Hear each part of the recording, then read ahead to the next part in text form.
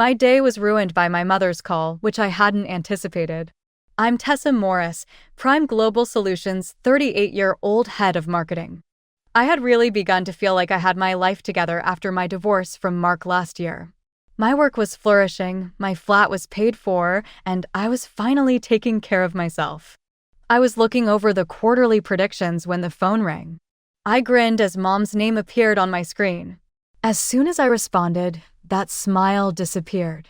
Without even introducing herself, she declared, "Your father and I will celebrate our 40th anniversary in 3 weeks, Tessa. Your Aunt Marge despises restaurants, so we're hosting it at home. What you will offer us is decided by us." I leaned back in my office chair and let out a deep sigh. A Christmas vacation to Hawaii was the last time they decided on a present. After helping me through college, I told myself they earned the more than $5,000 I spent on that vacation. "What is it this time, Mom?" I rubbed my temple and inquired. She remarked nonchalantly, "A country house," as if she were requesting a box of chocolates. "I'm sorry, what?" I almost dropped my phone. "I think I misheard you. A country house," she said emphatically again. "Todd, Melanie, your father, and I discussed it. You should purchase us a rural home where we can all unwind because you have a decent salary, are single, and paid off your flat. Melanie and her family, Todd and his wife and children, and your father and myself." My parents had always preferred my younger siblings, Todd and Melanie. Despite my professional achievement, they were somehow more deserving of my parents' praise since they had married young and had children straight immediately. "Mom." It was difficult for me to find non-obscene wording. "That is a significant cost. I can't just purchase a home." I objected, but she went on, "Well, we've already looked at some properties. There's a nice one about an hour outside the city." I adamantly stated, "Mom, we need to talk about this in person. I'll come over tomorrow evening." With a harsh tone, she added, "There's nothing to discuss, Tessa, but it's okay if you want to speak. Come over at 6 o'clock. Before I could reply, she hung up. My hands trembled a little as I gaped at my phone in shock. It was breathtakingly audacious. Without even asking me, they suddenly decided that I should buy them a house for hundreds of thousands of dollars. I was unable to concentrate on my work for the remainder of the day. I kept thinking about what my family expected of me. I had always been giving to them, perhaps too much. I sent my parents $1,000 a month for utilities. I covered Melanie's children's preschool tuition. I had paid for Todd's son's pricey prescription drugs last month, and I frequently assisted him with auto maintenance. It wasn't much better the next day. I continued to practice my response to them. Surely, they'd understand once I explained that buying a house was completely unreasonable. I left work early, my stomach in knots as I drove to my parents' suburban home. When I arrived, I was surprised to find Todd's and Melanie's cars already there. I hadn't expected an ambush. Mom opened the door with a tight smile that didn't reach her eyes. Dad sat in his recliner, nodding curtly at me instead of his usual bear hug. Todd and Melanie were on the couch, both looking at me with expectant expressions. "Hi everyone," I said, trying to keep my voice light. I noticed they hadn't set a place for me at the dinner table, though they'd clearly just eaten. "I thought we could talk about the anniversary gift." Mom motioned for me to sit in the armchair across from Dad. No one offered me a drink or asked about my day. "Look," I started, "I've been thinking about the anniversary gift. I can contribute $25,000. If Todd and Melanie add what they can, we could get you both a new car instead. Your Camry is getting pretty old." The silence that followed was deafening. Todd and Melanie exchanged glances. "We can't contribute large sums," Todd finally said. "We have families. Kids." "Unlike you." Melanie nodded. "We've already pitched in together for our gift. We agreed you'd get the country house. You'd use it too, Tessa," she added, as if that made it better. "You could come out on weekends. It would be great." "I don't have money for a country house," I said slowly, trying to stay calm. "You could take out a mortgage," Mom suggested, like it was the most reasonable thing in the world. "With your salary, you'd qualify easily." I felt like I was in some bizarre dream. Had my family always been this entitled? This conversation isn't going anywhere, I said, standing up. I'll decide on my own what gift I'll give. I need to go.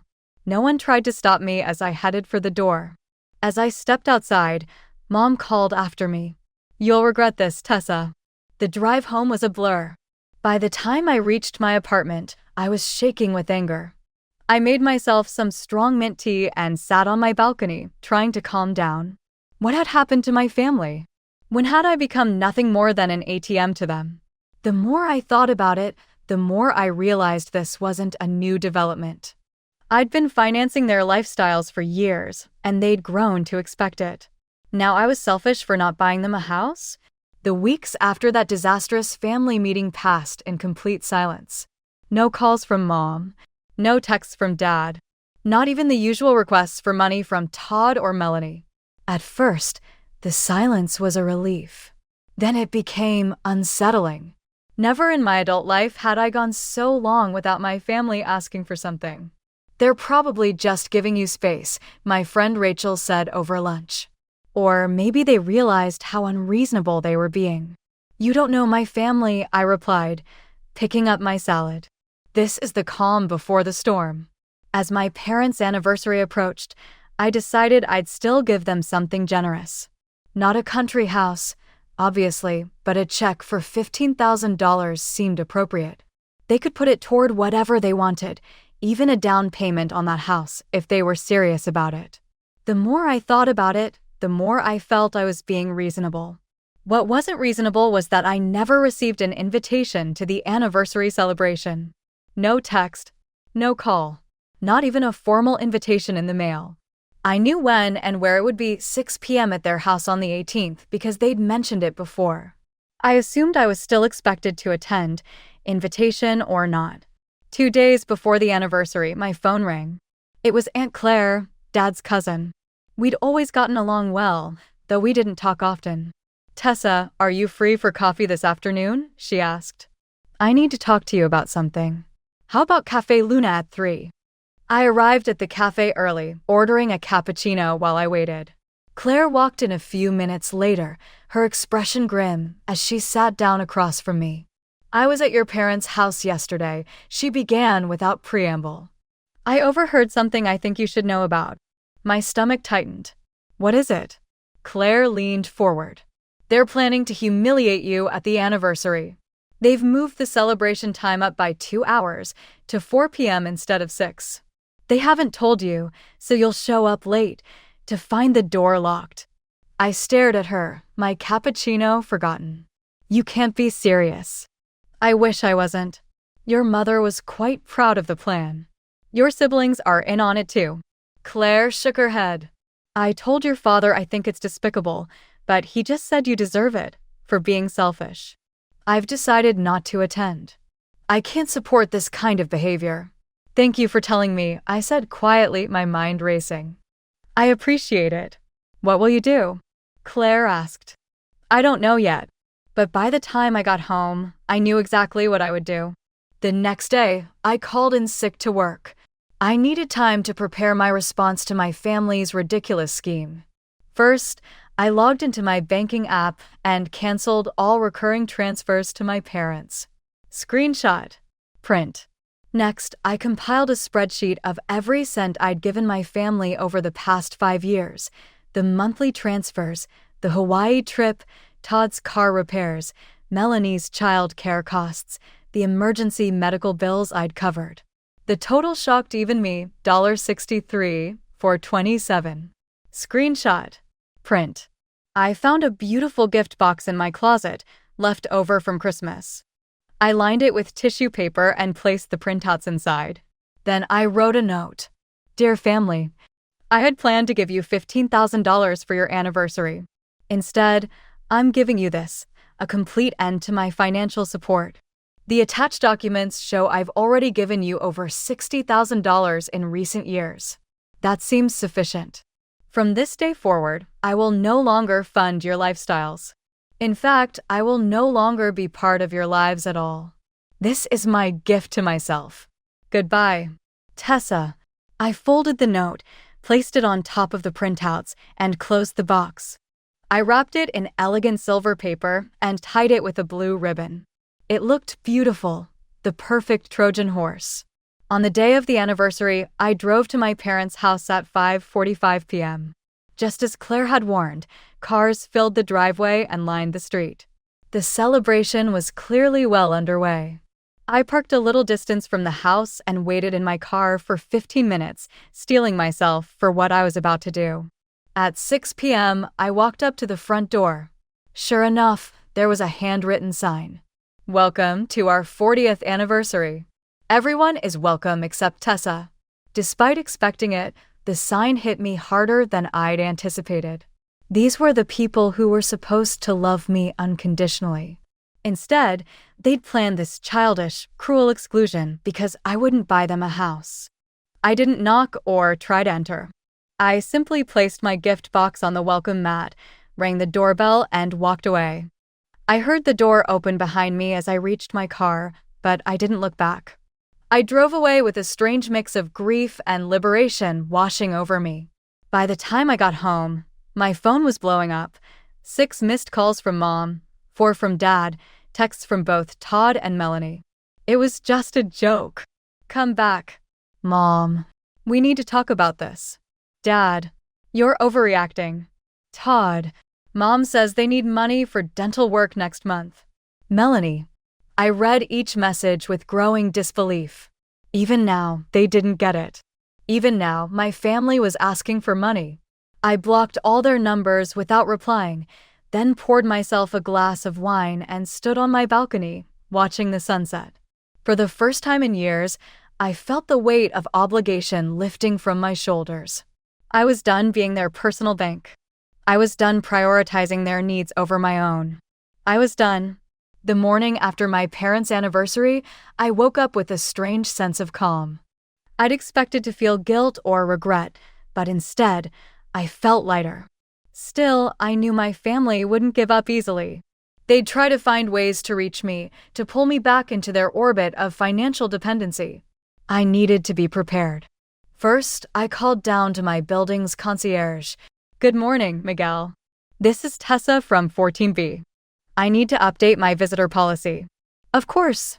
My parents, brother, and sister are not to be allowed into the building under any circumstances. Their names are Richard and Linda Morris, Todd Morris, and Melanie Becker.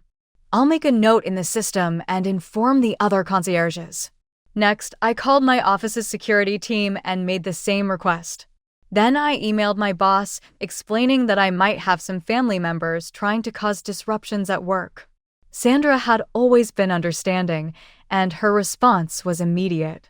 "Security will handle it. Let me know if you need anything else."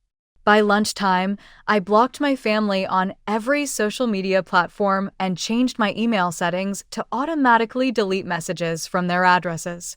It felt extreme, but necessary. I knew from experience how persistent they could be when money was involved. I wasn't wrong. That very afternoon, my concierge called up. "Ms. Morris, your parents are here, insisting they need to speak with you. I've told them about the visitor restriction, but they're making quite a scene." I sighed. "Tell them if they don't leave, you'll call the police." 2 days later, Todd tried to get into my office building. Security turned him away. The day after that, Melanie showed up at my favorite coffee shop. She must have been watching for me. I spotted her before she saw me and left immediately. They're relentless, I told Rachel over the phone that night. It's like they think if they keep pushing, I'll crack and start supporting them again. "They probably do think that," Rachel replied. "You've always given in before." She was right. For years, whenever my family pressured me, I'd eventually cave. This time was different. The sign on the door had been a turning point, concrete proof that they saw me as nothing more than a resource to exploit. A week after the anniversary, Aunt Claire called. "I thought you should know what's happening," she said. "Your mother is furious. She's been telling everyone that you abandoned the family. But some of us have noticed that she and your father have been making some adjustments." "What kind of adjustments?" I asked. "Your mother took a part-time job at the mall, first time she's worked in 20 years. And your father sold his golf club membership. I felt a twinge of satisfaction. They're feeling the pinch without my money. Todd and Melanie are struggling too, Claire continued. Apparently you were helping them with more than they've admitted to the rest of the family. Are they telling people I should buy them a country house? Claire laughed. No. They seem to have dropped that particular demand. Now they're just saying you abandoned them without cause. Of course they are, I muttered. For what it's worth, I've told anyone who will listen exactly what happened. Most people think they were out of line. Thanks, Claire. You're the only one in the family I still want to talk to. After that call, my relatives started reaching out one by one, my cousin Derek, my uncle Phil, even my grandmother. All with the same message. Your parents miss you. Can't you work things out? I gave them all the same answer.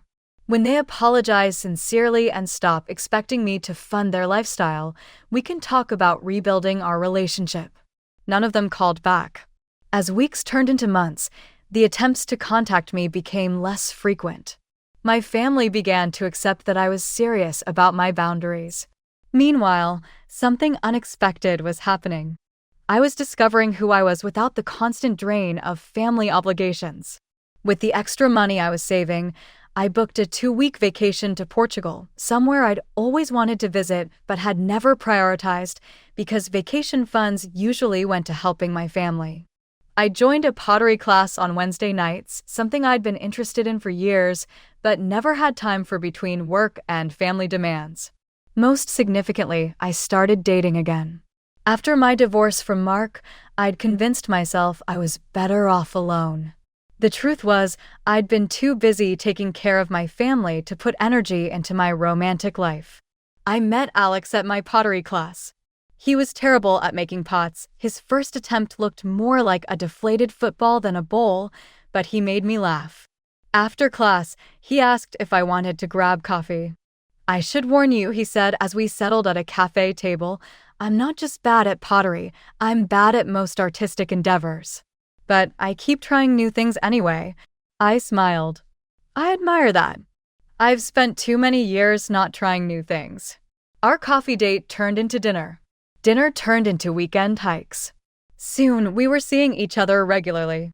Alex was different from anyone I'd dated before, thoughtful, independent, and completely undemanding. He never asked me for anything except my time and attention. One evening, about 3 months after I'd cut off my family, Alex and I were cooking dinner at my apartment when my phone rang. It was a number I didn't recognize, but I answered anyway. Hello. Tessa. It's Mom. I nearly dropped the phone. She must have been calling from a friend's number to get past my blocks. I have nothing to say to you, I said coldly, preparing to hang up.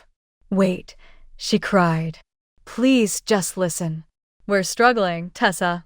The utilities are past due, and your father's prescription costs went up. We need your help. I closed my eyes, feeling the familiar pull of guilt. For a moment, I almost wavered. Mom, I spent years helping you all. Years. And you repaid me by demanding I buy you a house, then trying to humiliate me when I refused. I'm done. But we're family, she insisted, her voice breaking. Family helps family. Yes, they do, I agreed. But it goes both ways. Goodbye, Mom. I hung up and blocked the new number. Alex looked at me questioningly. Everything okay? I took a deep breath. It will be. That was my mother. We're estranged. Did you want to talk about it? I surprised myself by nodding. Actually, I think I do.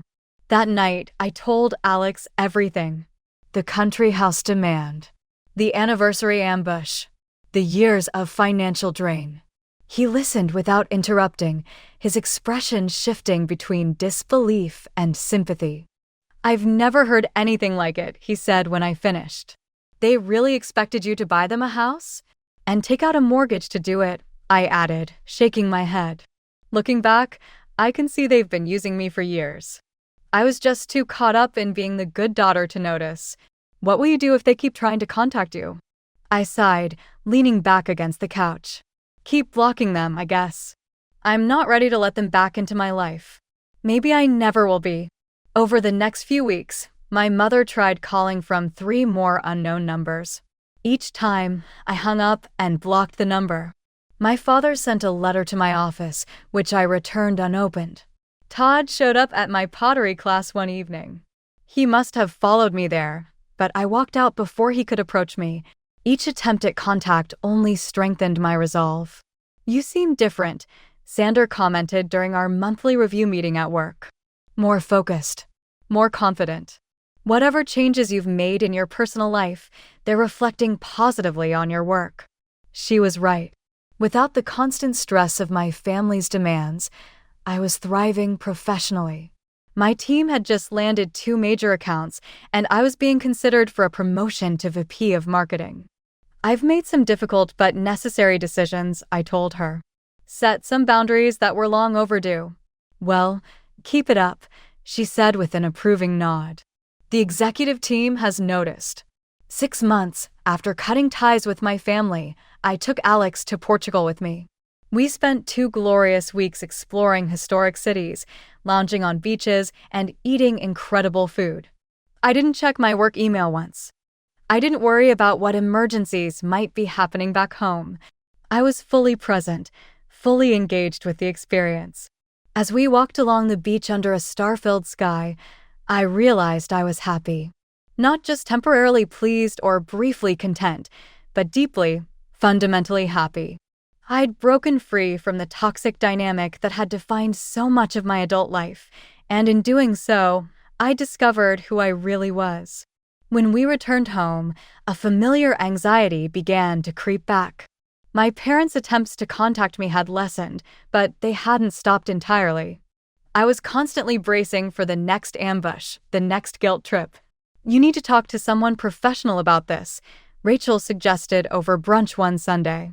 "A therapist could help you process everything and move forward." I was skeptical at first. I'd always prided myself on being self-sufficient, on handling my problems alone. But Rachel was persistent, and eventually, I made an appointment with a therapist she recommended. Dr. Levine was a woman in her 50s, with kind eyes and a no-nonsense manner that immediately put me at ease. During our first session, I found myself pouring out everything, not just the country house incident, but years of feeling like I was never good enough, never doing enough for my family. "What you're describing is financial abuse," she said, after listening carefully. "Your family was exploiting you economically. And when you refused their increasingly unreasonable demands, they tried to punish you emotionally." "Financial abuse," I repeated, surprised by the term. I thought that was something that happened in marriages. "It can happen in any relationship where there's a power dynamic," she explained. "In your case, they wielded emotional power, the threat of withholding love and approval, to extract financial resources from you." Something clicked into place as she spoke. I wasn't being selfish by cutting them off. I was protecting myself from abuse. Over the next few months, therapy helped me process my guilt and anger. I learned to recognize the manipulation tactics my family had used, and I began to understand why I'd been so susceptible to them. Most importantly, I learned that I didn't need to feel responsible for my family's financial well-being. They were adults who had made their own choices. Around the 1-year mark of my family estrangement, Aunt Claire called with news. "Your mother quit her job at the mall," she told me. "Your father's fixed up the old Camry instead of buying a new car. Todd moved to a smaller apartment, and Melanie's husband took a second job." "Are they still badmouthing me to everyone?" I asked. Claire hesitated. "Less than before. I think they're starting to realize how much they depended on you. Your mother even admitted to me that asking for the country house was, perhaps, too much." I gave a snort. "Perhaps." Claire said, "It's not an apology, but it's the closest thing I've heard to one." I took a while to react to this revelation. I decided to keep it to myself and bring it up with Dr. Levine during our upcoming appointment. She questioned, "Do you want to reconnect with them?" I gave this great thought. "Not just yet. Perhaps never on the same terms as previously." I may think about having restricted contact if they truly apologized and respected my limits moving ahead. However, I refuse to return to serving as their ATM. She gave an encouraging nod. That sounds like a healthy position, she said. That night, as twilight was falling, Alex and I sat on my balcony and watched the city lights come on. He had lately moved some of his belongings into my flat, and we had been dating for over 9 months. We were moving towards cohabitation, even if it wasn't yet formal. My aunt says my family is struggling to adjust to life without my financial support, I stated to him. How do you feel about that? Thinking, I took a drink of wine. To be honest, vindicated. For so long, they took me for granted. They are now learning that decisions have repercussions. What if they say they're sorry? Put an effort to put things right. I don't know, I said. I doubt that I will ever be able to trust them again. However, I've discovered this year that I don't have to make all the decisions at once. I'm free to take my time. Observe my feelings as more time goes by. Alex squeezed my hand and grinned. That's the Tessa I know and love, taking care of herself first. Love. Even though he had said it in passing, it lingered between us. I returned his smile, experiencing that intense joy once more. I said I love you too to you. I felt at ease with my choices as I gazed out over the metropolitan skyline. I had established limits, shielded myself from people who would drain me, and made room for genuine love and connection. Yes, my money account was healthier, but my heart was healthier, and that was more significant.